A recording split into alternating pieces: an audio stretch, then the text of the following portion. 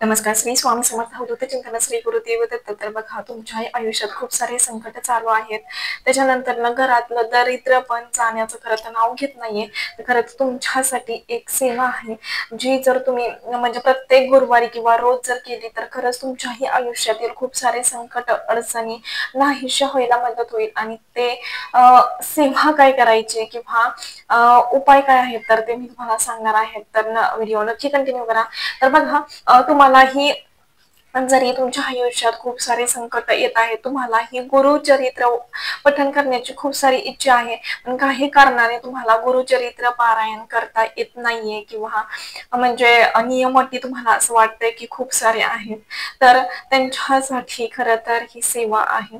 तर बघा तुम्हाला हे 2 अध्याय रोज किंवा प्रत्येक गुरुवारी तरी पठण करायचे आहेत आणि ह्या सेवेने खरं तर खूप साऱ्या प्रमाणात तुम्हाला मदत होईल. तुमच्याही अडचणी किंवा जे काही घरात दरिद्रपणा आलेले आहे तर ते दूर होण्यासाठी. तर ते अध्याय कोणते आहेत तर ते मी तुम्हाला सांगणार आहे. नियम अटी काय आहेत तर बघा, जर तुम्हीही तुमच्या आयुष्यात म्हणजे नाही का गुरुचरित्रातील 14वा आणि 18वा अध्याय पठण करण्याला सुरुवात केली तर बघा तुमच्या आयुष्यात असेच बदल घडून येतील. म्हणजेच बघा खूप सारं कष्ट करतोय, त्याला नशिबाची साथ नाहीये.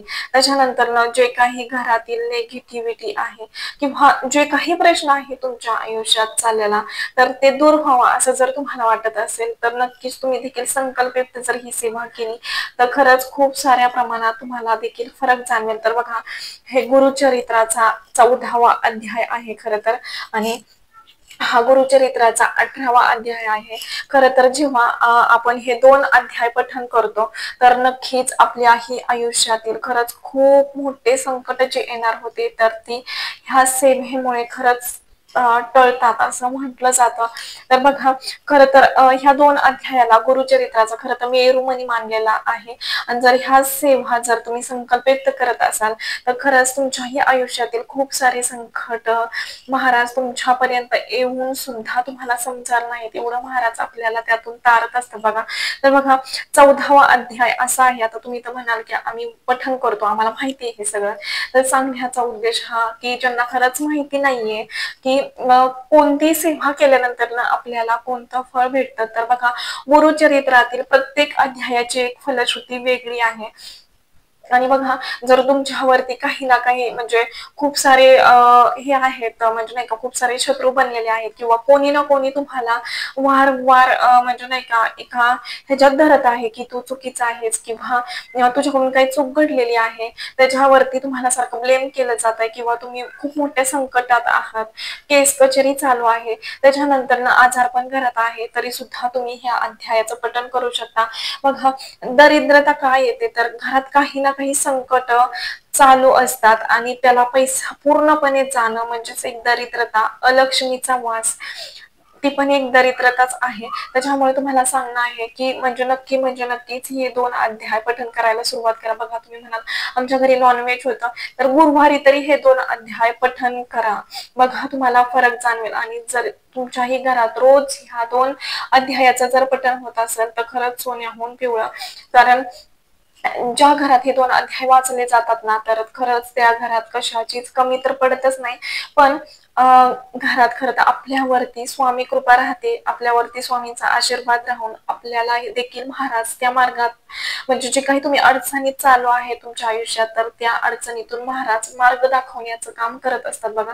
तर बघा हे 14वा अध्याय असा आहे की तुमच्या आयुष्यात जे काही संकट अडचणी आहेत किंवा खूप साऱ्या मोठ्या संकटात तुम्ही फसलेला आहात तर असं म्हटलं जातं की जेव्हा तुम्ही गुरुचरित्राचा 14वा अध्याय पठण करताना किंवा आजारपण घरी आहे तर त्या संकटातून खरं तर ह्या अध्यायाच्या द्वारे म्हणजेच जेव्हा हे अध्याय आपण पठण करतो तर महाराज नक्कीच आपल्याला ह्या संकटातून सगळ्या बाहेर काढतात.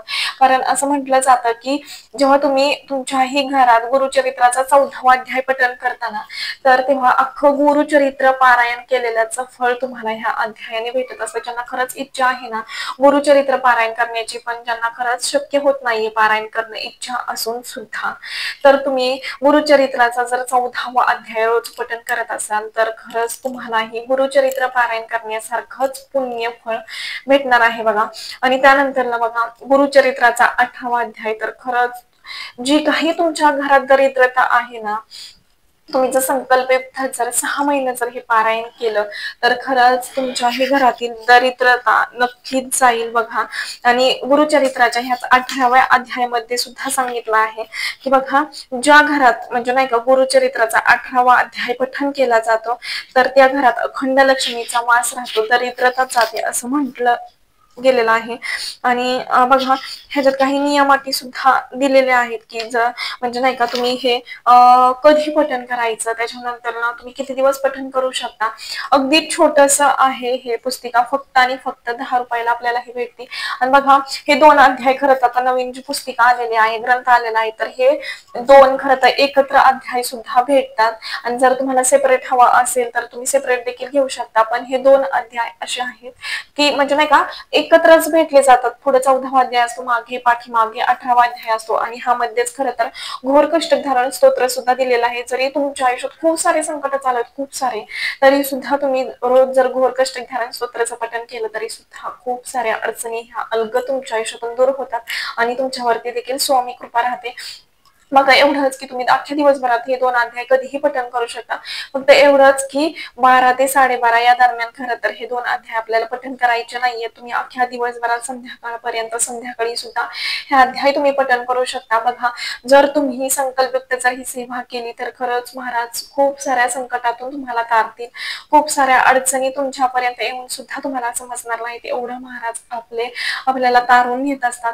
त्याच्यामुळे नक्की सेवा करा. आणि ज्यांच्या घरात खरंच मी म्हणते की दरिद्रता आहे ना, म्हणजे कितीही कष्ट केलं तरी सुद्धा पैसा टिकत नाहीये, त्याच्यानंतर ना कोणत्या मार्गाने तो पैसा जातोय आणि घरात लक्ष्मी येण्याचा मार्ग कमी आणि ते जाण्याचे जर जास्त असतील तर त्या घरात नक्कीच गुरुचरित्राचा 18वा अध्याय तुम्ही पठण करा. बघा, जर संकल्पयुक्त महाराजांना संकल्प करा की अशा अशा आमची आर्थिक अडचण चालू आहे, तुम्ही ह्यातून आम्हाला मार्ग दाखवा, तरी सुद्धा महाराज आपले नक्कीच तुम्हाला ह्या संकटातून देखील तारतील. त्याच्यामुळे नक्की ही सेवा करा. आणि बघा, म्हणजे महाराज स्वतः साक्षात्कार देतील एवढी ही प्रभावशाली सेवा आहे. त्यांना खरंच गरज आहे ना तर त्यांनी म्हणजे नाही का तुम्ही हा व्हिडिओ शेअर करू शकता किंवा सांगू शकता ही सेवा करा. ज्यांना खरंच तुम्ही एखाद्या गरजूची जेव्हा सेवा करताना त्याच्या इतकं काहीच मोठं पुण्य नसतं. त्याच्यामुळे नक्की जर तुमच्याही जवळचे कोण खरंच एखाद्या संकटात असतील तर नक्की ही सेवा सांगा. बघा, तुम्हाला सुद्धा महाराज नक्की म्हणजे नक्कीच जेव्हा तुम्ही एखाद्याची मदत करता आणि एखाद्याचं चांगलं चितून जर तुम्ही सेवा सांगताना तर त्या सेवेचं फळ तुम्हाला सुद्धा कुठं ना कुठं भेटत असतं. फक्त एवढंच की ही सेवा करत असताना नॉनव्हेज खाऊ नका, कारण आपण एवढ्या पवित्र ग्रंथाचं पठण करतोय. आणि एक सांगणं आहे की तुम्ही म्हणाल गुरुचरित्र आहे, मग आम्ही हा ग्रंथ छोटं म्हणजे नाही का पुस्तिका घेऊ का, तर आपल्याला म्हणजे नाही का हे पुस्तिका सेपरेट करण्याचं कारण का, तर आपण गुरुचरित्राचा म्हणजे नाही का गुरुचरित्र रोज रोज उघडं म्हणजे नाही का उघडून वाचू शकत नाही, त्याला देखील काही नियम अटी आहेत. त्याच्यामुळे तो अध्याय म्हणजे तो ग्रंथ फक्त आपण जेव्हा 7 दिवसीय गुरुचरित्र पारायण करतो ना तर तेव्हाच तो फक्त हाताळायचा असतो. रोजच्या ह्याच्यात आपल्याला तो ग्रंथ खरं तर वापरायचा नसतो. त्याच्यामुळे ह्या 2 छोट्या खरं तर ग्रंथ आपल्यासाठी उपलब्ध केलेले आहेत गुरुमाऊलींनी, की जेणेकरून आपल्या ह्या आयुष्यातील संकट अडचणी दूर व्हावेत आणि आपल्यालाही ह्या सेवा करता यावेत. म्हणून म्हणजे त्याच्यामुळे हे नक्कीच तुम्ही घ्या. जर दोन्ही एकत्र घ्यायचं असेल तर मला वाटते 15 किंवा 20 रुपयाच्या आसपास तुम्हाला हे भेटून जाईल. आणि जर सिंगल घ्यायचे असतील तर तुम्हाला फक्त 10 रुपयामध्ये भेटून जाईल. कुठल्याही धार्मिक दुकानामध्ये तुम्हाला ही पुस्तिका खरं तर भेटून जाईल. आणि जर खरंच म्हणजे नाही का एखाद्याला तेवढी सुद्धा जर ऐपत नसेल तरी सुद्धा तुम्ही युट्यूब वरती जा म्हणजे नाही का गुगल वरती जाऊन सुद्धा पीडीएफ डाउनलोड करू शकता, त्याची सुद्धा पीडीएफ काढू शकता. त्याच्यानंतर ना ते जरी नाही शक्य झालं तरी युट्यूबला बघून सुद्धा हे करू शकता. कारण मी समजू शकते जर एखाद्याची परिस्थितीच नसेल आणि तेवढं घेण्याचं हेच नसेल तर तुम्ही असं देखील करू शकता. खरं तर आपली सेवा महत्वाची, आपली भक्ती महत्वाची, देव तेच खरं तर आपल्या पाहत असतात. त्याच्यामुळे जरी तुम्हाला नाही अवेलेबल झालं किंवा जरी तुम्हाला नाही शक्य झालं घेणं, तुमची तेवढी ऐपत नसेल तरी सुद्धा तुम्ही युट्यूबला बघून सुद्धा पठण करू शकता. जरी तुमची काही अडचणी असतील तरी सुद्धा कॉमेंट बॉक्समध्ये तुम्ही मला विचारू शकता. आतापर्यंत एवढ्याच झालेली सेवा मी महाराजांच्या रोज करते. व्हिडिओ आवडला असेल तर लाईक करा, शेअर करा आणि चॅनेलवरती नवीन असाल तर असंच नवनवीन व्हिडिओ पाहण्यासाठी चॅनेलला सबस्क्राईब करा. धन्यवाद. श्री स्वामी समर्थ.